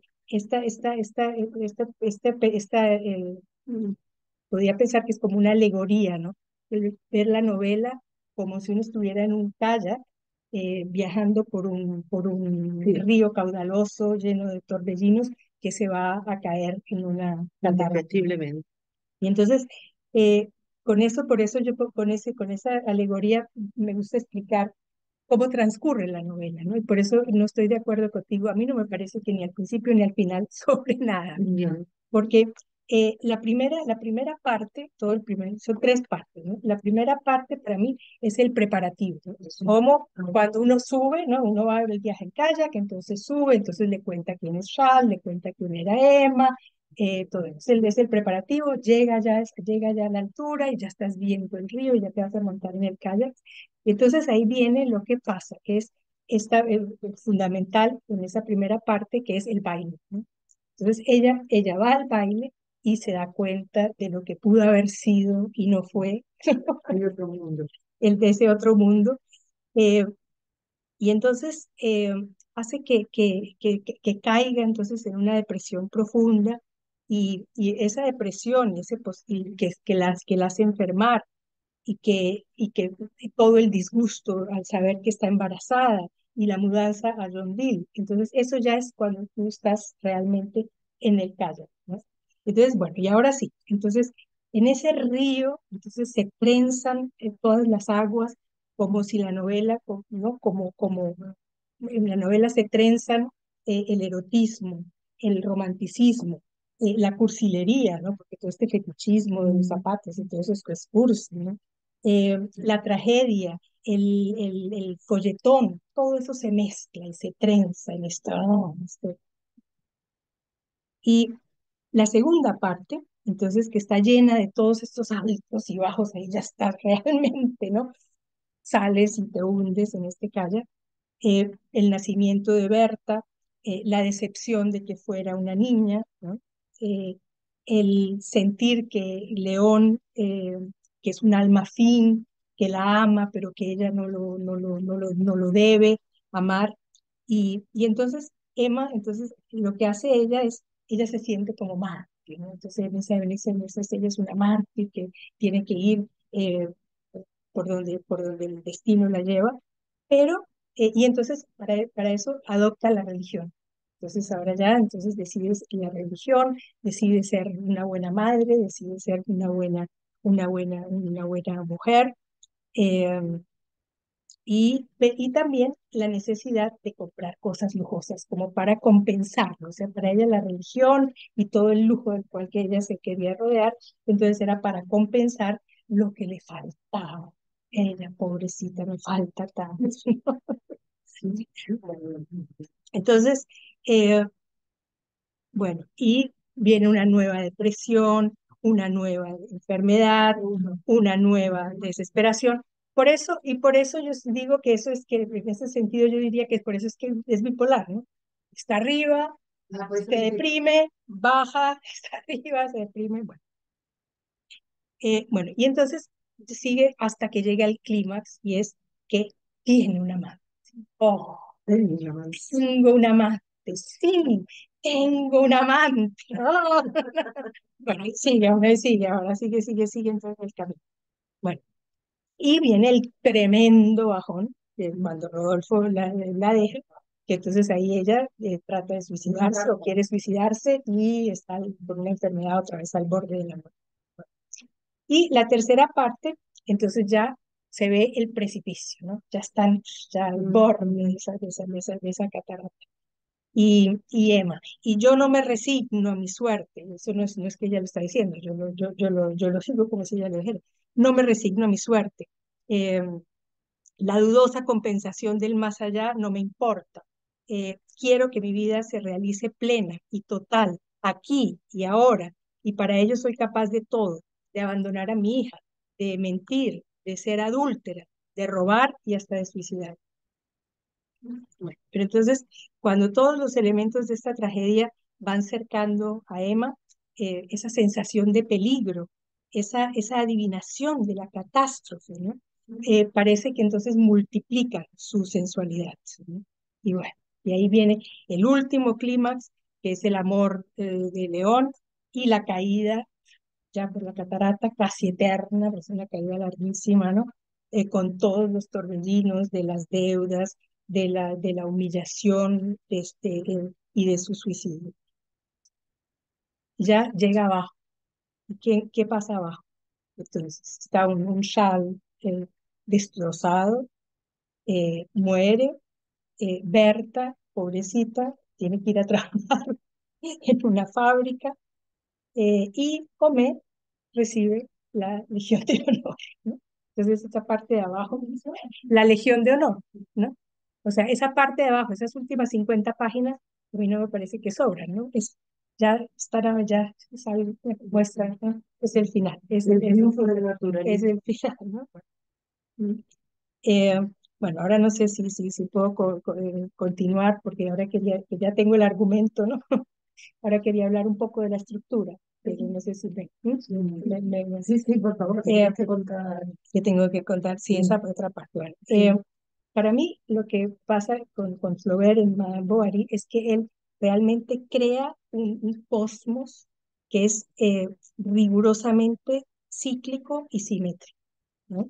Entonces, cíclico porque todo se repite, Emma está siempre en las mismas, y simétrico, después digo cuál es la simetría.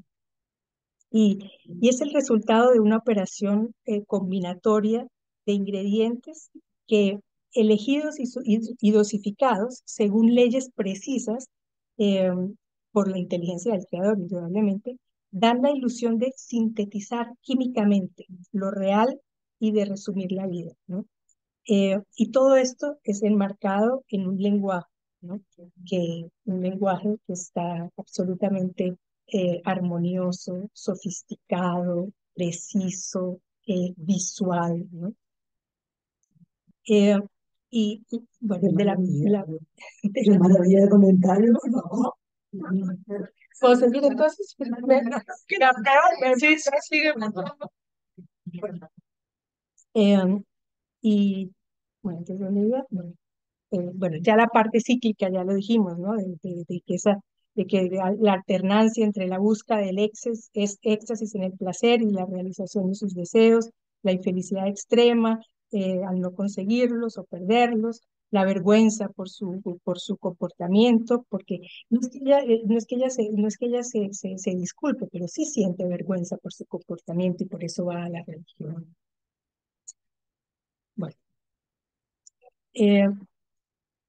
con respecto a la simetría, entonces tenemos completamente construida y a lo largo de toda la novela, ¿no? Realmente Flaubert se esmera exactamente en eso, ¿no? En crear un cosmos que es un cosmos que parece real, pero de ninguna forma lo es, ¿no? Porque nuestro cosmos no tiene ese tipo de simetría, ¿no? Bueno, la pasión erótica está inextricablemente unida a una pasión poseedora, ¿no? Entonces, el amor y el dinero, ¿no? Que se confunden para ella en un mismo placer. Viene la frustración y la religión, ¿no? Que son en Emma las dos caras de una misma moneda. Viene el perfecto equilibrio, y esto lo dice Vargas Llosa en la Analogía Perpetua, entre lo rural y lo urbano. Inclusive el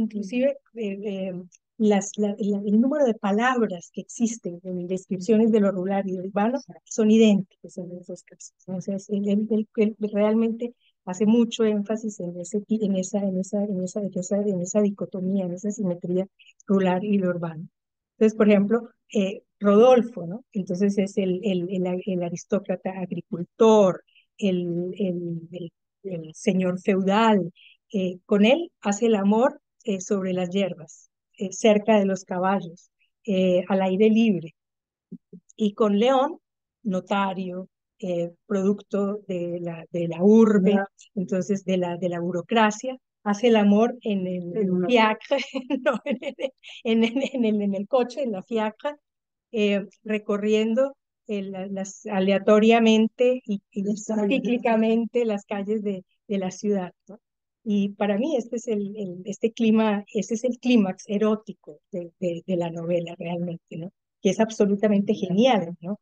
Que uno lo ve en una película, ¿no? Porque en la película se ve, claro, pero tú lo ves en la película, pero tú lo ves en la película y dices, sí, ya sabes qué es lo que está pasando y al final solamente ves el guante, la mano que sale y tira la carta hecha a pedazos, ¿no? Pero así exactamente así está descrito, ¿no? Así exactamente, o sea, tú lo ves, es como es lo visual, ¿no? Tú ves todo lo que él describe, tú lo vas viendo, ¿no? Bien, la otra simetría es el tándem Homais y Bournisien, ¿no? El farmacéutico y el cura. Es así, absolutamente El mito y el... que son expresiones simétricas, equivalentes del sectarismo ideológico y del conformismo espiritual.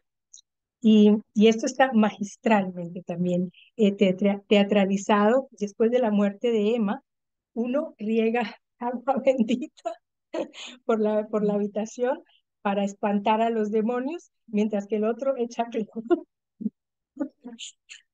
para, para sacar los microbios, ¿no? Es absolutamente increíble. Pues. Es real. Siempre que ocurre algo, ocurren las dos cosas, la parte espiritual y la parte sanitaria. No me parece tan ¿No te parece tan interesante? Pero para aquel tiempo sí lo era. Sí, sí. Es que el escritor... Precisamente, claro, pero precisamente por eso, o sea, él crea todo esto para que parezca real. Es así, lo hace para que parezca real. Ese universo, él abusa de todas esas simetrías, pero para que parezca real. Pero que esa dicotomía o ese paralelismo Sí, sí, sí. Todas, bueno, en realidad todas las que él pone, pero las pone explícitamente y cuida de ellas para que parezcan reales, ¿no? Eh, bueno, y otra vez viene, sí, la simultaneidad, ahora lo que quería ver, lo que había dicho mi niña, lo que dice, la simultaneidad, ¿no? De esos dos planos de voces, como en una escena de una ópera. Entonces, las dos veces que Emma se rinde. Eh, la primera vez es durante los comicios agrícolas, sí, ¿no? Y ella se rinde cuando el Rodolfo le está diciendo lo bella y lo fantástica que es, pero atrás está el consejero hablando, está haciendo su discurso, y cuando ella se rinde, entonces el Rodolfo le va siguiendo, le va diciendo más cosas, y el consejero comienza a decir quiénes están ganando los premios. Madame, no sé qué cosa, gana, y ella derritiéndose, entonces, esa se. Y la otra es Como si estuviesen en dos universos diferentes al mismo tiempo, ¿no? como en una ópera, cuando Llegó a esa escena, digo, ¿qué dice? ¿De dónde está esta Es interesante. En realidad las cosas pasan así. claro, Tú puedes Estar hablando de amor en un lugar con tu pareja y mientras está sucediendo el resto de cosas que pasan en el mundo, ¿no?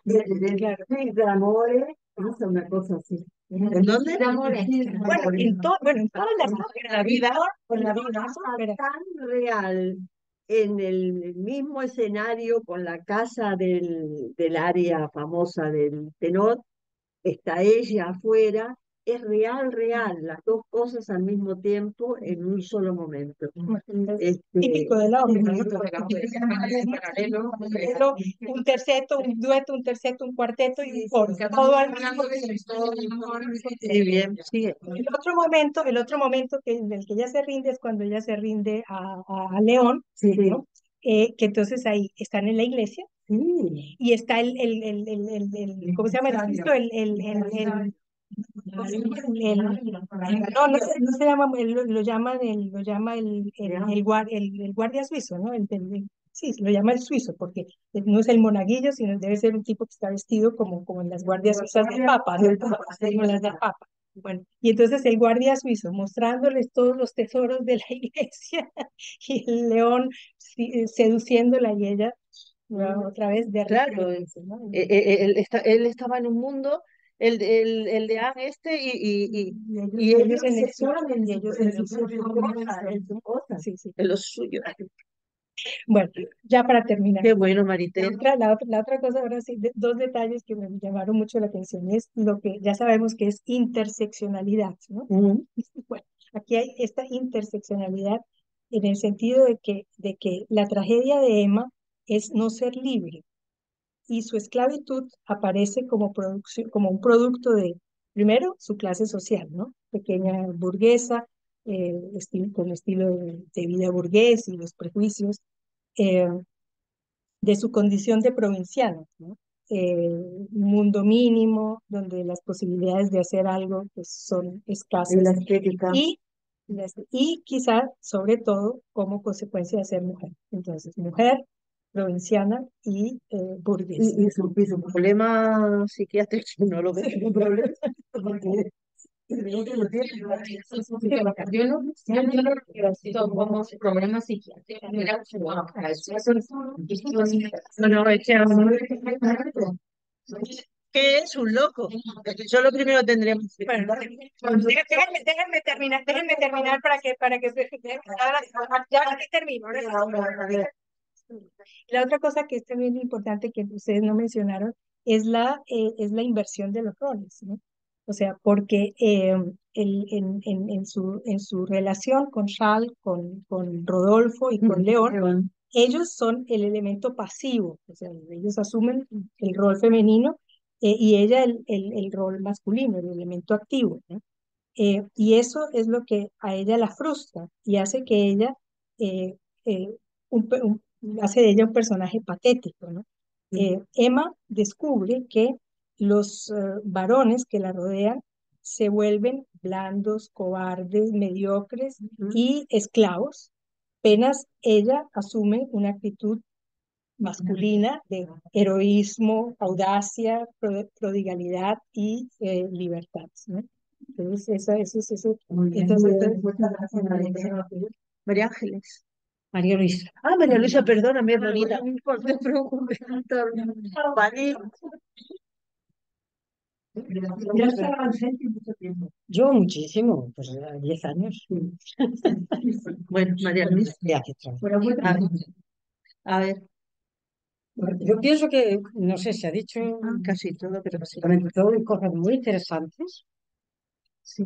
Y si yo lo leí hace bastantes años en francés.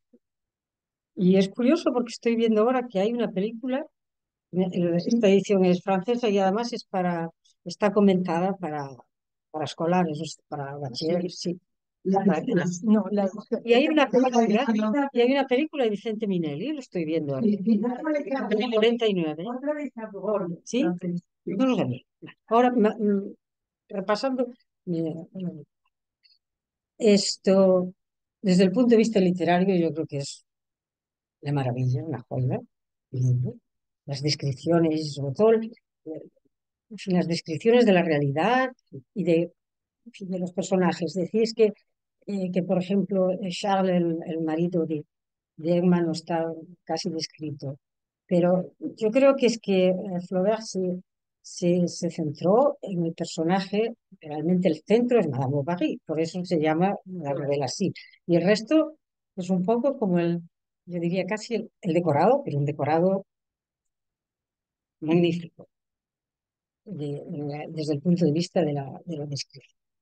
Pero quizá para mí lo más, bueno, sea un poco de formación profesional, es el personaje de Madame Bovary. Y habéis dicho, yo creo que prácticamente todo. En fin, hay algunas palabras que yo, en fin, claves para mí en el personaje de Madame Bovary. Y para mí la base del problema de esta mujer, porque es una mujer que no está bien, eso está claro, no está contenta con nada, es una mujer totalmente frustrada, satisfecha. Y para mí me da la impresión, insisto, es una hipótesis, porque habría que conocer a la persona en sí mismo y es lo que el bueno de Flaubert pues describe. Pero para mí el problema de esta mujer es la falta de afecto. Esta mujer no ama, esta mujer no quiere. Es que yo creo que no sabe, no puede, se ve muy bien con la niña, es un despego total de ella, y me da la impresión que, que es una falta de amor total, y pienso que yo creo que esta mujer de pequeña, es una hipótesis, no la debieron de querer. Y esta mujer no la debieron de querer no la debieron de querer. Y es muy claro que una persona que ha tenido de pequeño, digamos, una falta y sobre todo una falta de amor, primero se queda atascado ahí, y por eso esta mujer es infantil, es inmadura, infantil, se quedó ahí atascada porque no puede salir de ahí. Y por otra parte, no es capaz, en fin, no es capaz de amar porque no fue capaz de llegar nunca, o sea, de, de, digamos, de saborear lo que es amar, porque no lo ha tenido. Y entonces no lo sabrá nunca. Ay, perdón. Yo pensé que era el mío. Bueno, lo dejo ahí, ya está. Pero Marisa, tú has dicho que alguien ha dicho que la bipolar y todo esto. No, Yo bipolar. pienso que no. Yo creo que para mí esta mujer es que, en el fondo, bueno, hay aquí algunas palabras clave que quizá, en el fondo esta mujer lo que hace es, no ama, pero idealiza en el sentido de fantasear. Se crea un universo fantasmático. Sí. Y en ese sentido, ahora ya que estoy en el fantasma, que por ejemplo Vargas Llosa y tal, no me leí la introducción porque no, en fin, tenía este texto y no, es que no lo sabía. Cogí el texto este que tenía, que está en francés, antiguo y no. Sin embargo, es curioso porque aquí en la explicación, porque es para escolares y tal, hace un paralelismo con Don Quijote, que me hace gracia, porque yo no sé si Vargas Llosa leyó esto o Bueno, que dice, algunos ensayos sobre eso. cualquier... Aquí se lo pone. Sí. Pues es que aquí pone, aquí hace un paralelismo, hay un paralelismo, pero yo no sé si es edición que es para escolares. Por ejemplo, Sí, sí, fue lo que dijo. los dos eran O Vargas Llosa le dio otro. ¿De cuándo es la edición? Esta edición, pero yo creo que es una reedición. Esta es del 12, 2012. Sí, de 2012, pero es una reedición. Es una reedición del 75. No afectan la realidad ni uno de los dos. Pero la diferencia entre Una gran diferencia. fantasear, lo Madame Bovary fantaseaba y Don Quijote deliraba. Es muy distinto. Claro. Un delirio es una persona que no está en la realidad. Madame Bovary no está en la realidad, pero sabe Sí. que no está. Un delirio es pues, lo clásico, loco, entre comillas, que por ejemplo en vez de esas flores está viendo pues unas arañas que están por ahí funcionando y entonces las arañas le persiguen. Y entonces tú le dices, oiga, mire, no, fíjese bien, yo no sé son flores tampoco, me faltan las gafas, pero bueno, ahí hay unos dibujitos que están quietos, mire usted, no le hacen daño ninguno, las ha pintado alguien, como él, el que delira, realmente lo está viendo, es que eso es lo que hay que entender para comprender un loco. No es, no es que lo invente, es que lo está viendo o lo está oyendo. Entonces, si tú discutes con él, si tú discutes con el loco, jala porque te pega. Porque es como si yo mm, intento convencerte que, que eso es negro, es de color negro, esa pared no es de color beige, que es negro. Mira, mira, mira. Te digo, hombre, no, pero no la ves que es negra. Acabas, claro. Y entonces, en ese sentido, A muchas personas que tienen ¿un adicciones, delirio? que tienen una personalidad muy parecida a la Madame Pero, tiene ira, tiene falta de aceptación, tiene soberbia, todo ese tipo de cosas que tienen las personas con adicciones y no aceptan la realidad, se rumia y se enfadan, siempre hay un culpable, porque ellos no, más que es en realidad un deseo, lo cumples y lo realizas y te satisface. La realización del deseo es la satisfacción. Un deseo lo satisfaces cuando encuentras el objeto adecuado. sí, Pero el objeto adecuado, en el fondo, esta mujer no lo tuvo nunca, porque no la amaron nunca. Y entonces esa persona queda porque no saben, porque no se lo dieron y no llegará nunca a tener el objeto adecuado. Entonces vas cambiando, cambiando, cambiando, cambiando, cambiando. Entonces se hace la ilusión que es porque lo necesita, pero llega y eso no es lo que ella quiere. Y entonces posiblemente es lo que tú dices, que sube y baja, porque llega allí y no es el objeto adecuado. Pero eso no es bipolar. Eso es que no, es la satisfacción, que no encuentra el objeto que realmente quiere que ella, que la quiera. De esta mujer no, yo pienso, eso es la hipótesis, que no la han querido y no está insatisfecha porque no puede llegar ahí. Un montón. no, ya lo sé, pero era Muchísimo. De hecho, todo el mundo, un ser humano nunca, jamás en la vida, digamos, es querido como le hubiera gustado que lo quisiera. Pero hay grados, hay grados. Y entonces todo el mundo tiene un ligero grado de insatisfacción, pero hay grados. Obviamente, en el entorno de las personas varían este tipo de situaciones que pueden llegar a ser una enfermedad, varía según el entorno. Relativamente, mucho menos de lo que Tan satisfecho. hay gente que lo tiene todo. Sí, sí, sí. Bueno, es que la enfermedad Patológica, sí. porque son situaciones que están en función de una serie de carencias afectivas, sí, no tienen por qué ser enfermas. es que la patología Hay veces, a ver, hay una cosa que se llama tener falta de madre y tener falta de madre Es falta de amor. no, pero verás, es que hay personas que han tenido a su madre y todavía les falta a su madre. O sea, no es verdad que todos acabamos que seamos iguales.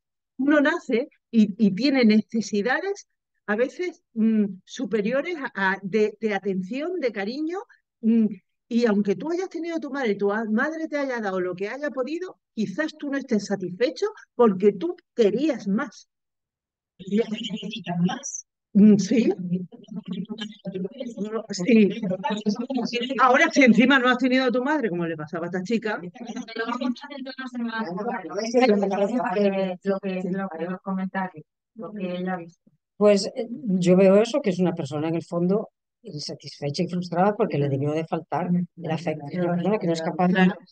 Entonces, pues se inventa las mil historias, pero no llega nunca al objeto porque no lo tendrá nunca. Sí, pero tú piensas que hay un problema psiquiátrico, químico, por ejemplo, o puede ser un problema conductual. Es un problema a nivel, yo pienso que a nivel totalmente profundo de la estructura del psiquismo. Ahí ya te estructura, o sea, digamos, eso entras dentro ya del terreno del deseo, o sea, de los deseos. Y, y eso te estructura el psiquismo de pequeño, el psiquismo la manera de comportarte, la manera de querer, la manera María Luisa, ¿y tú? Yo creo, estoy completamente segura de que Flaubert tuvo que conocer a alguien con esta patología, Porque si no hubiera sido imposible. Porque esta Yo pienso que sí, yo pienso que sí. muchísima gente, no te puedes imaginar. No, yo creo que de captar lo que me ha llamado la atención es que fuese capaz de captar eso y de explicarlo de una manera tan simple, tan simple, sin meterse en ninguna historia psicológica, que no te dice nada.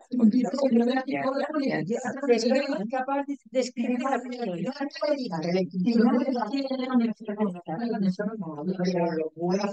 Deja la carrera de Derecho precisamente porque tiene salud, pero la salud mental, no física. Ya. Claro, y esa cosa Pero es lo que tenía. No lo recuerdo porque yo no he ido que era neurótico, pero era Bueno, la neurótica. Bueno, María Luisa ha acabado. La neurosis es un pero término. Es el neurótico, como tú dices, ya. Es que porque es muy generalizado. pues la neurosis es un término de la psiquiatría. Que sencillo utilizar. Es un caso de Desastre porque te pasa, digamos que sí, desde el punto de vista psicológico hay dos grandes tipos de personas, o sea, dos grandes tipos de síndrome. Uno es la neurosis, que teóricamente, y según, pues, por ejemplo, Freud, el que estudió más eso, todo el mundo tiene una ligera, o ligero, y hay varios tipos de neurosis. La clásica es la de angustia, otra es la histeria, y otra es la neurosis obsesiva. Y después hay lo que está, que son las psicosis, que es la locura, que son los que deliran, y la diferencia entre la neurosis y la psicosis, el neurótico puede estar mal, o sea, muy mal, pero es consciente de que está mal y se da cuenta de la realidad, aunque idealice y tal, pero llega a un punto que se da cuenta que el psicótico, el auténtico loco, no vive en un mundo que no es real, es decir, se corta con el mundo. Corta con el mundo, o sea, no es que no consiguen. Claro, lo persiguen. Y él ve a quién le persigue. Y en este sentido, Madame Bovary, la neurótica es clarísimo, no tiene nada de No, no, no. Don Quijote, si quiere, psicótico. Claro, claro, sí. Cervantes lo describe, pero vaya. Bueno, chicos, Descripción. Es como a ver, como es ella, si no se me Graciela, ¿tú quieres decir algo? No tengo vale. fuerza. ¿Y tú, María Ángela? Acabo de llegar.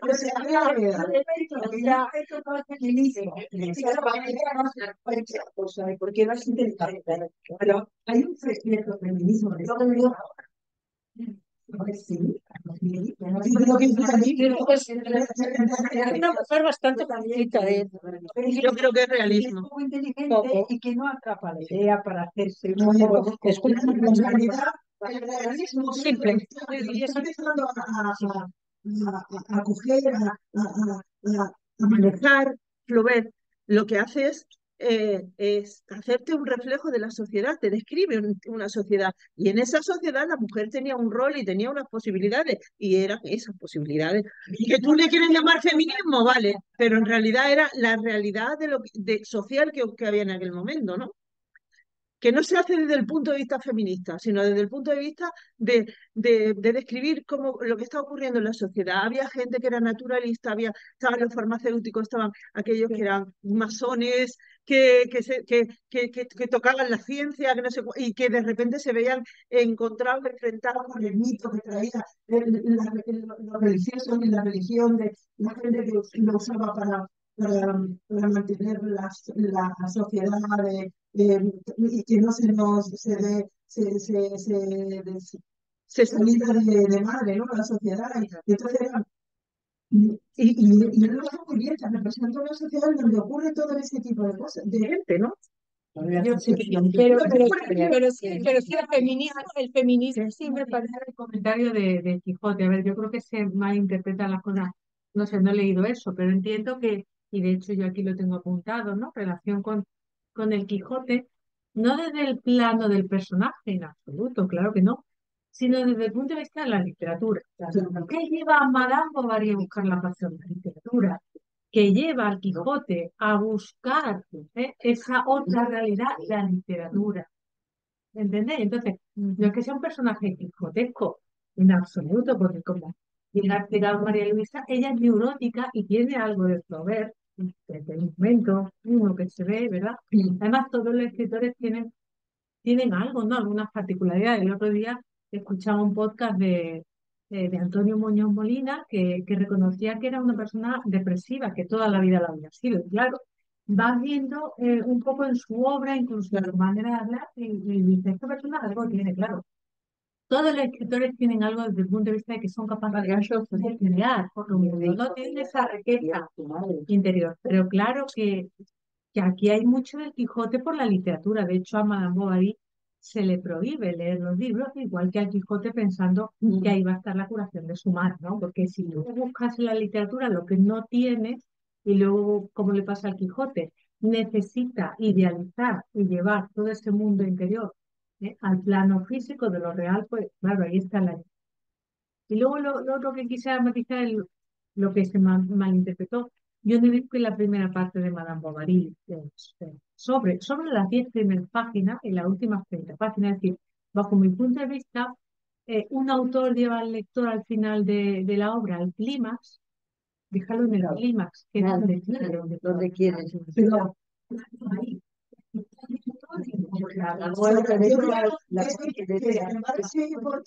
No, en esta obra no es importante. Aquí Gustave Flaubert ha creado el mundo y el universo de Madame Bovary, nos ha vendido toda la película de Madame Bovary, es más, las 10 primeras páginas, perdone usted, ¿vale? Perdone usted, señor Flaubert, pero las 10 primeras páginas de la educación de Charles Bovary no vienen a cuento en la novela en absoluto, porque no me estás explicando luego el comportamiento de este señor. ¿Cuál relación la educación que ha tenido Charles Bovary con el personaje que es?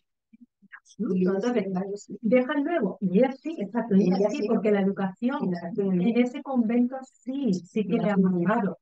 No la expulsan de ahí porque, claro, ya estaban viendo a la monja que no es una mujer que dé una buena imagen. Pero yo creo, por ejemplo, no es bueno que hayan puesto también la vida de él para que vean Madame Bovary porque llega lo que llega teniendo ese personaje al lado. Pero yo no estoy de acuerdo porque su marido considera que no se le sobra. Vamos a ver. También tiene que decidir con quién se va a casar la madre. Es sintomático el hecho de que él engañe al padre durante 5 años diciéndole que había terminado la carrera. Eso sí que me parece sintomático. Capaz de, y luego, bueno, pues se reduce, ¿no? Pero más allá de eso, no, Pero en esas primeras 10 páginas de él en el colegio, él sufre acoso. O sea, a él tiene un acoso, porque, ¿cómo se llama ese? Un bullying, un colegio. O sea, eso muestra, eso es parte de lo que A mí me, A mí me parece que es importante para demostrar algo que yo no me he dado cuenta hasta esta vez, que la insatisfacción es toda de Emma. No se la provoca, no se la provoca Chal. Chal no es tan mediocre. Chal es un médico de pueblo, pero Charles ha vivido, ha corrido la ciudad. Vamos, de hecho, suspendió hasta el recreo en varios años porque estaba viviendo la vida. Pero sin embargo, vivió su juventud, luego acabó su carrera, o sea, tan mediocre no era, tenía relaciones con gente que tenía que ver con el naturalismo, esas discusiones que mantenían allí. Y luego, pero era un hombre equilibrado. El contraste entre él y ella es lo que hace que ella se vea más desequilibrada y él más equilibrado. Y al final, disculpa un segundo, y al final, el final también me parece importante porque cómo muere ella entre dolores y angustias y un horror muy romántico, y cómo él tranquilamente muere sentado en un sillón. Y su vida. Efectivamente. Entonces, ese contraste a mí me parece muy interesante. Se me ha surgido una pregunta varias veces cuando Venga. ¿A qué te refieres con es un movimiento literario artístico? ¿A qué descripción te refieres? Es un movimiento intelectual, hablar de Sara. Bueno, el naturaleza Claro, sí, por eso, pero no puede vivir eso no es el naturalismo porque su movimiento todavía no que aquí vemos, a pesar de ya lo he entendido, ¿verdad? A ver, yo te estaba contando, por ejemplo, que se estaba... Déjala caminar. Yo quería preguntarte, en varias ocasiones te he hablado de naturalismo brutal. Me parecía que te refería a una descripción y tal, no al movimiento. No sea el movimiento, Porque estaba hablando y entonces me ha llevado a una duda y es que no entendía si te referías. Bien. El naturalismo en cuanto a las relaciones de científicos o al movimiento literario que no Todo lo que vino entonces. no se puede dar en la novela porque todavía Sí, pero sí, escucha. lo que te estoy diciendo, ¿verdad? Porque en ese momento El romanticismo se supone que ya estaba acabando, había acabado, pero no había acabado completamente. no. Y tampoco el realismo estaba ya empezando, pero tampoco estaba completamente desarrollado. Y ya se estaban viendo algunos ramarazos del naturalismo que lo podemos ver en la forma, en el pensamiento de Homero. Es ese tipo incluso la idea de, por ejemplo, de la operación. Ahí hay otra dicotomía. Lo que es la medicina tradicional de no tocar, de no hacer nada que sea experimental, el interior de los cuerpos, el no tocar miembros, no cortar, ese tipo de cosas, con el naturalismo que vino después, de todo el conocimiento sobre el cuerpo humano, sobre ya a trabajar sobre cadáveres y todo ese tipo de cosas, ¿no? Entonces, ya eso estaba empezando. Y precisamente eran gente como los farmacéuticos muy propios, pero yo me entero, por ejemplo, de que los farmacéuticos que tienen mi pueblo, me acabo de enterar hace poco, eran todos masones. Los masones, por ejemplo, la masonería, pues era gente que estudiaba mucho toda la ciencia y todo. Fatú, exactamente. Los conocen, ¿no? Por ejemplo, eso, en mi pueblo nadie sabía lo que eran los masones y ahora yo de repente, porque Lisandra Fató, que es íntima amiga mía, de repente yo me empiezo a dar cuenta así, digo, ostras, de esta casa eran masones y yo no me di cuenta nunca, porque ni sabía lo que era un masón, ¿no? Excepto cuando mi padre decía lo del movimiento judeo-masónico, que eso era lo peor del mundo, que no sabíamos ninguno lo que era. Claro, entonces vamos a ver, Ana, la cuestión es que era lo que he dicho antes, era un movimiento puro, sino que unos están acabando, otros están desarrollando, otros se están iniciando, ¿no? No te has confundido.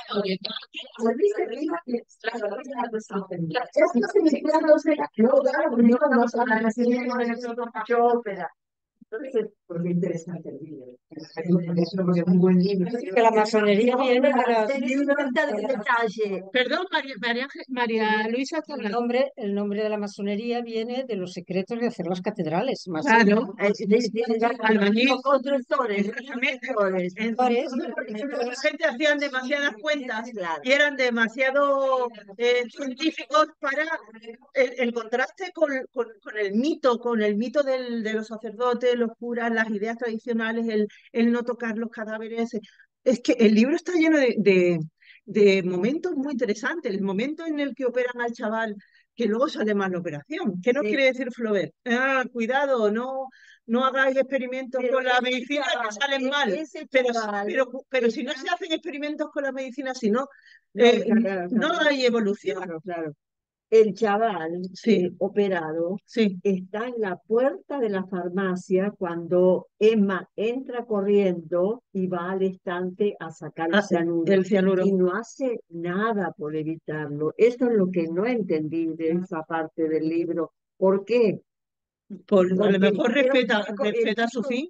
El chico era muy bueno, era un amor de chico, la quería mucho a Emma, pero sabía En que el ese entierro plan- se oía su pata, la pata del pan. Claro. No, pero el que estaba ahí no era el hijo, no fue el que operaron, sino era el hijo de El mancebo de la sociedad. que estaba totalmente enamorado de ella. Estaba enamorado de ella. El chico con la pierna cortada, en la escena en el entierro de ella, cuando se pone por fin la pierna de los domingos, ¿no? La de los domingos. La que ella le había regalado. Es una maravilla de libro. Seguro que se nos quedan muchas cosas. Creo que es uno de los mejores libros que hemos leído. Sí, ¿a que sí? Sí, en la tarde leo libros mejor de los que leemos.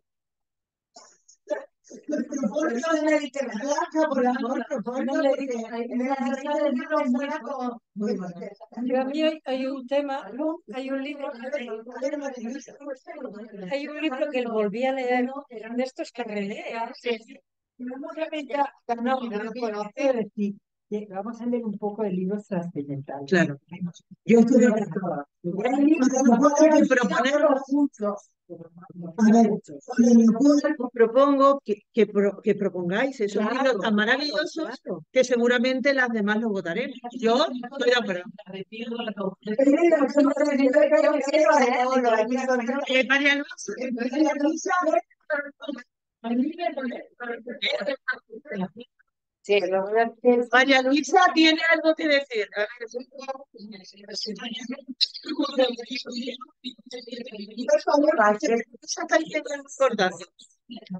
pero Molière, yo lo voy a ver ya en Avaro. Es una cosa absolutamente insólita.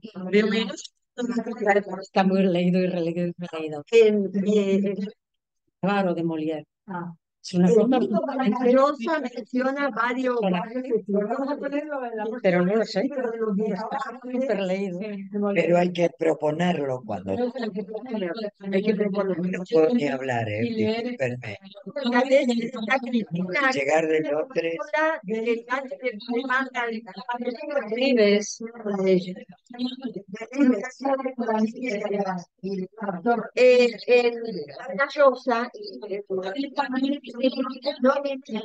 Él propone varios, habla de Proust, habla, por ejemplo, del personaje de Los Miserables, habla de Verne. Bueno, hay un montón de libros para leer muy buenos y no necesariamente españoles. No, claro, como queramos, pero entre estas de mundo, muchísimo español, por eso que yo quiero que las Antillas, la pesa, y yo Las cuatro